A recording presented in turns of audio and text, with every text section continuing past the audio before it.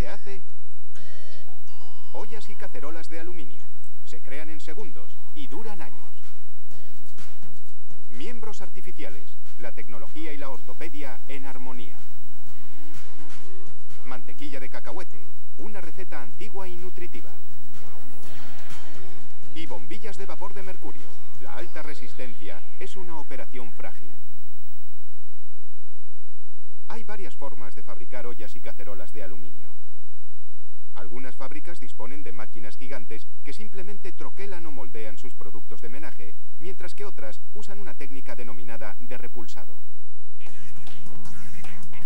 Para fabricar menaje apto para el uso alimenticio, el aluminio debe ser puro, sin mezcla de otros metales.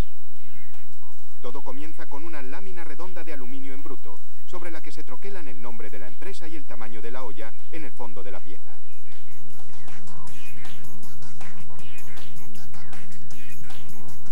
Esa lámina se coloca en un torno y se centra contra el mandril, un molde de metal con la forma de la olla.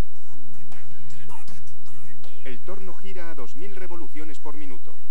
En cuanto a la herramienta de repulsado, el ordenador guía una rueda hecha con un plástico especial que empuja contra el mandril y va dando forma a la lámina de aluminio.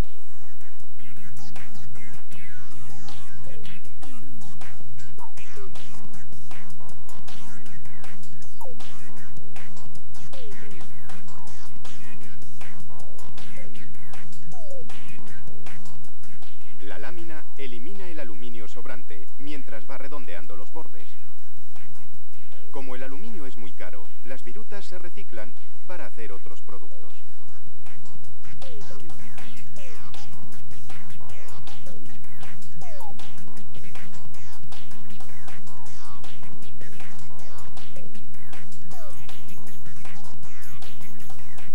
Tras el retoque final para conseguir el tamaño deseado, entra en acción otro torno para lijar los bordes.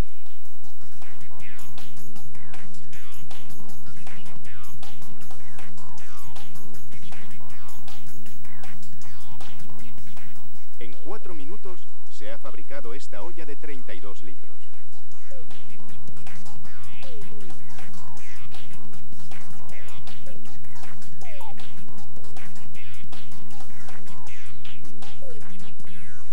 Después se hacen los orificios para las asas.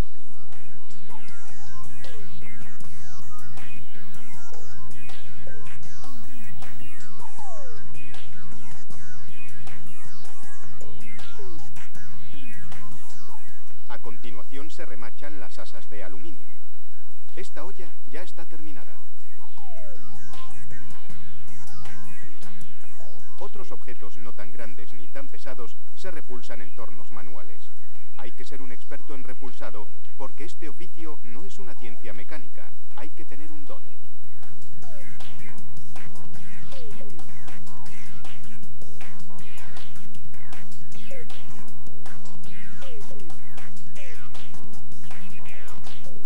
Además del menaje, hay otros muchos productos de aluminio que se repulsan en un torno. Este es un reflector de luz, una pieza redonda de aluminio que rodea las bombillas en fábricas, tiendas y estadios.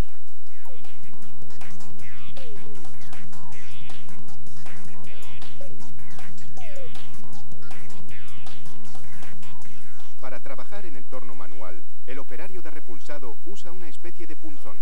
Es el equivalente a la rueda de plástico en el torno automático.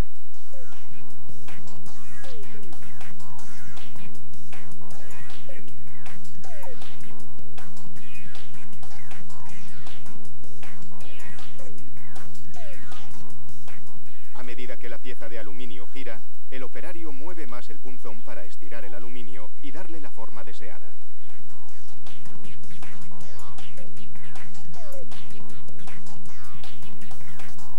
Esto es un embudo. Y esto será el tubo interior de un molde para tartas.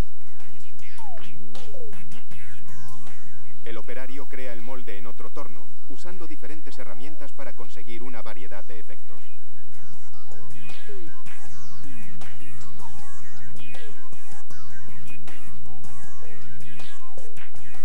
Esta herramienta, por ejemplo, crea un borde. Casi todos los metales pueden repulsarse, aunque el aluminio y el acero son metales muy maleables y ofrecen los mejores resultados. Así que la próxima vez que se les queme el estofado, no le echen la culpa a la olla, sino al cocinero. Tecnoflash. ¿Serán ciertos ingredientes que encontramos en nuestro frigorífico la respuesta al calentamiento global? Los investigadores han encontrado una forma de transformar el dañino dióxido de carbono en el inofensivo bicarbonato sódico o de sosa. Se mezcla el dióxido de carbono con agua y se introducen en bolas de plástico tratadas con una enzima de la alfalfa.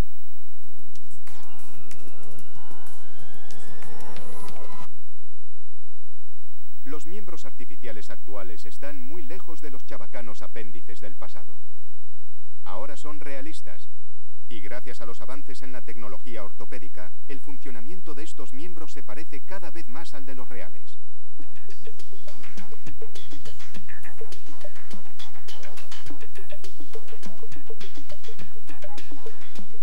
El proceso comienza midiendo el muñón del mutilado, lo que los médicos llaman miembro residual. Primero se mide la circunferencia en diferentes puntos. A continuación, el diámetro.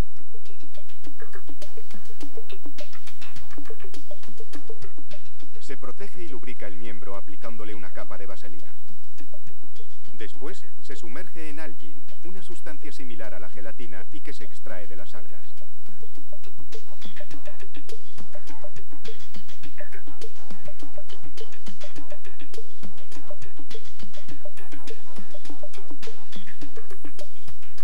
El paciente permanece con el miembro en algin durante 5 minutos.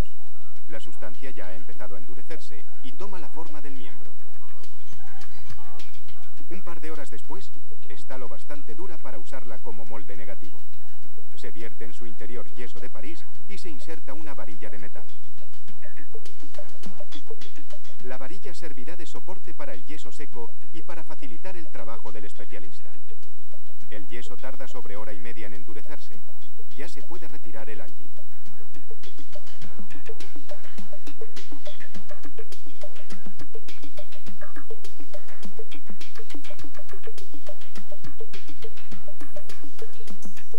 Entonces, con una lija, se alisa y pule la superficie. Esta copia en yeso del miembro residual se usará como molde positivo para crear el miembro artificial.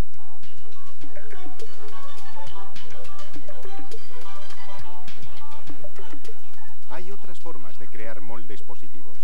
Un molde negativo se crea usando primero tiras de tela pasadas por yeso, similar a la escayola que nos ponen si nos rompemos una pierna.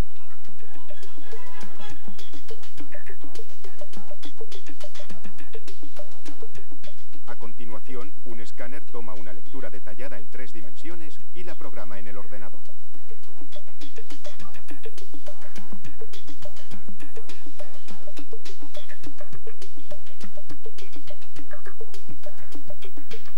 Un técnico realiza las modificaciones necesarias. Después se coloca un bloque de yeso en la máquina de corte.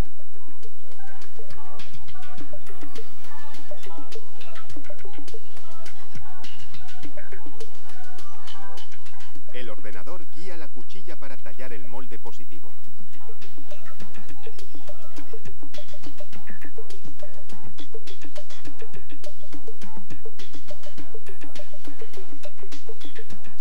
En todas estas técnicas, cuando el molde positivo está listo, ya se puede crear el miembro artificial mediante un proceso de laminación. Primero se cubre el molde con calcetines, algunos de nylon, otros de un material que contiene fibra de vidrio. Se colocan entre 6 y 7 calcetines, dependiendo de la rigidez que se desee para el miembro artificial. A continuación se aplica a los calcetines una capa de resina líquida, bien de poliéster o acrílica. Aquí se usa un material acrílico tintado para imitar piel caucásica. Es importante que la superficie esté uniformemente empapada. Es un proceso meticuloso que requiere de 1 hora. El material acrílico se solidifica en 1 hora. El poliéster necesita unas 12. Se rompe el molde de yeso que está en el interior y queda una pieza de plástico duradera que será la base del miembro artificial. Esta pieza de plástico se conecta a otra que contiene los elementos mecánicos o, como en esta pierna artificial, el mecanismo puede ser modular y estar recubierto solo por una espuma de color carne. Si el músculo del punto de amputación sigue emitiendo buenas señales eléctricas al contraerse, el paciente puede llevar una prótesis eléctrica. Cuenta con un electrodo que capta y amplifica la señal y provoca que la mano artificial se abra y se cierre.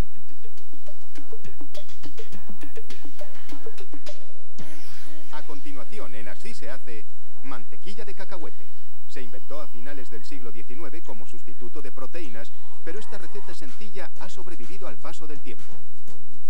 Y bombillas de vapor de mercurio, una poderosa combinación de filamentos, resistencias, electrodos y vapor de mercurio. Lo veremos después de la pausa.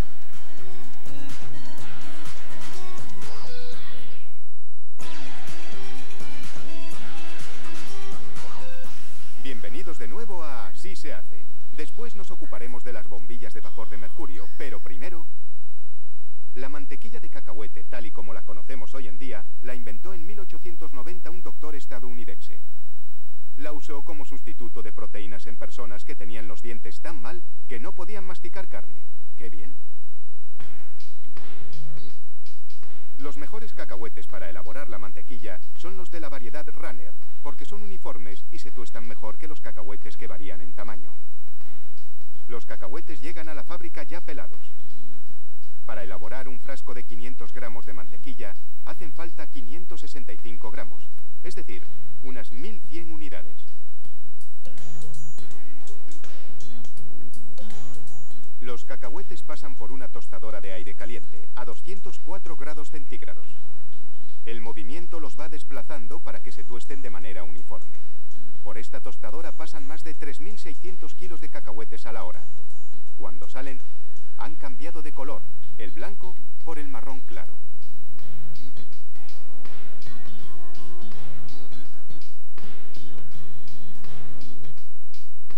A continuación, se enfrían rápido a temperatura ambiente, usando ventiladores de succión que hacen circular el aire rápidamente. Este proceso de enfriamiento rápido es vital, interrumpe la cocción y evita que los cacahuetes pierdan demasiado aceite.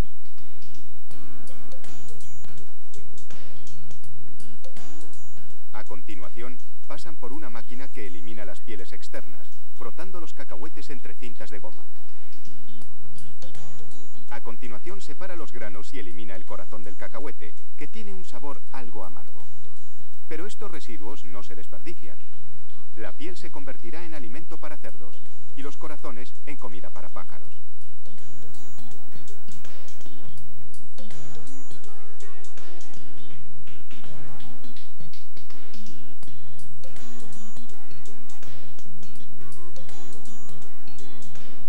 Los cacahuetes caen en un enorme contenedor de acero inoxidable.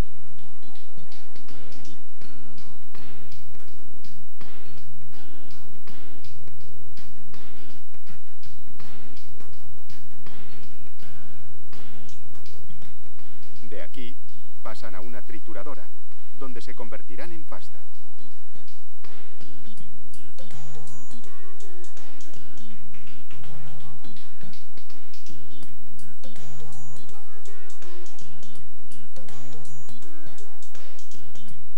En este momento se añaden otros ingredientes: sal, azúcar y una pequeña cantidad de aceite vegetal hidrogenado que actúa como estabilizador para evitar que el aceite de cacahuete se separe y flote en la parte superior del tarro. La mantequilla de cacahuete no contiene colorantes ni edulcorantes artificiales y aunque no lleva conservantes, no necesita guardarse en el frigorífico. La mantequilla de cacahuete ya está lista. La manipulación ha calentado la pasta a 60 grados, así que tiene que pasar por un sistema de enfriamiento para bajar hasta 38 grados. Ahora ya puede verterse en los tarros. La mantequilla de cacahuete es un alimento sano y rico en proteínas, con vitaminas, minerales y fibra. No contiene colesterol, pero sí contiene grasa. La buena noticia es que más del 80% de esa grasa es no saturada. En otras palabras, grasa buena, que puede ayudar a bajar ciertos niveles de colesterol en la sangre. La mala noticia es que el resto del contenido en grasa es grasa mala.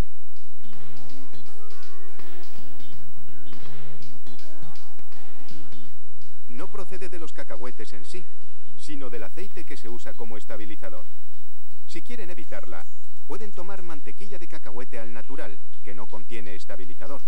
Solo tendrán que mezclar el aceite que se acumula en la parte superior. Cuando están llenos de mantequilla, los tarros pasan a la máquina de tapones. Estos tienen un sello de aluminio dentro. Al pasar por la termoselladora, los sellos caen y se adhieren a la parte superior del tarro, creando un sello hermético. Una máquina imprime las fechas de envasado y de caducidad. Si no se abren, estos tarros permanecerán frescos durante un año. Pero si hay niños cerca, normalmente solo duran una semana.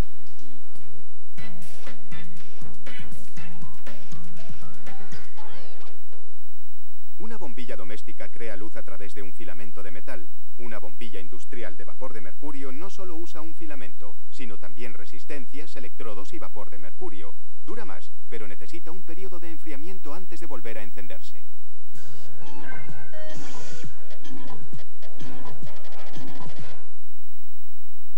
En 1809, un químico británico inventó la luz eléctrica. Durante las décadas siguientes, otros inventores crearon lámparas y bombillas eléctricas con diferente éxito.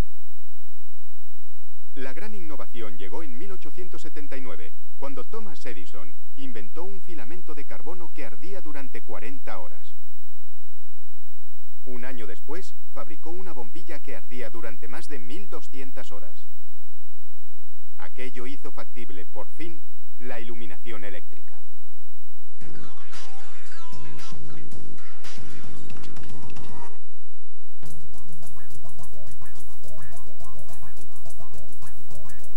El proceso comienza con la fabricación del soporte de la resistencia, en la que se ensartará el filamento. Se calienta una varilla de vidrio de 11 milímetros para insertar un pin de 28 centésimas de milímetro de grosor. El pin es de tungsteno, un metal resistente que no se funde con el calor intenso. La varilla y el pin pasan a una máquina que calienta el vidrio y lo presiona, formando una especie de seta. A continuación se insertan los cables de tungsteno.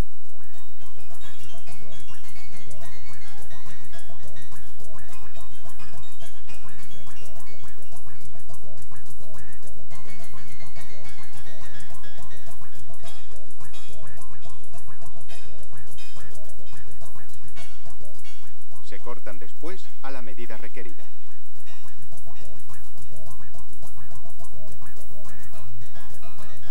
El soporte de la resistencia ya está terminado. A continuación se fabrica la base sobre la que se montarán las otras partes.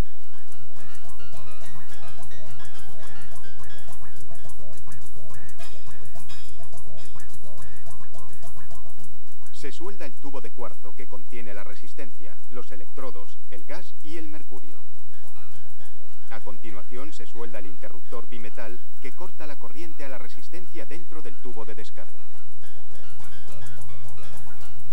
Después se suelda el soporte de la resistencia.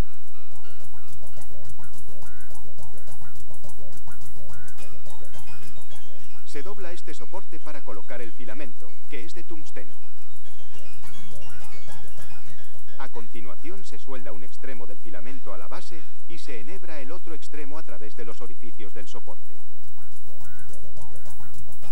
Después se suelda al otro lado de la base. La base ya está totalmente montada. A continuación, se calibra el interruptor bimetal con una presión específica. Se sumerge la base terminada en alcohol para eliminar cualquier residuo de polvo u otros contaminantes. Se deja secar 10 minutos antes de aplicarle un líquido llamado Getter de circonio. Este líquido absorbe la humedad del filamento. Por último, se coloca la base dentro de la ampolla. La selladora corta el vidrio sobrante del fondo y funde el resto hasta que queda unido a la base. ¿Cómo funciona esta bombilla? La corriente eléctrica viaja a través del filamento hasta la resistencia que está dentro del tubo de descarga. La resistencia calienta los gases que vaporizan la pequeña cantidad de mercurio.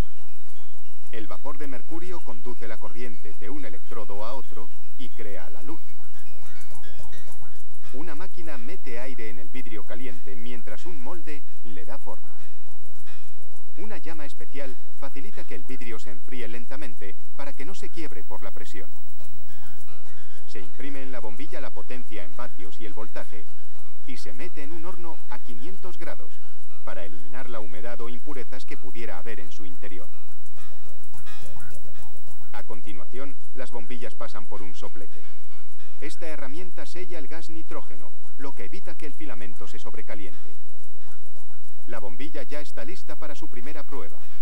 10 minutos de encendido para asegurarse de que funciona bien y de que no tiene aire dentro. Por último, es hora de colocar el casquillo. Se aplica una unión en la base y se conecta la bombilla.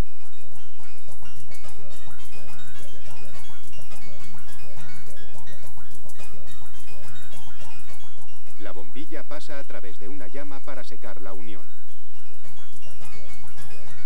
La última máquina limpia el casquillo con ácido para poder soldarlo en 2 puntos.